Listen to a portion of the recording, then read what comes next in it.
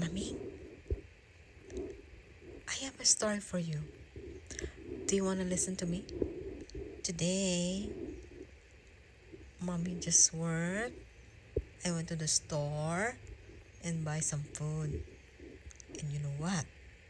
You listen to me. You listen to me. Okay? Oh, why are you so grumpy now?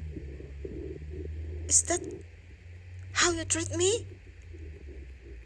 Is how you gonna treat me? I am your master.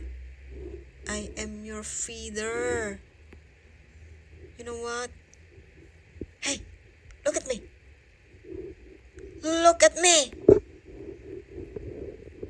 Are you not going to face with me? Look.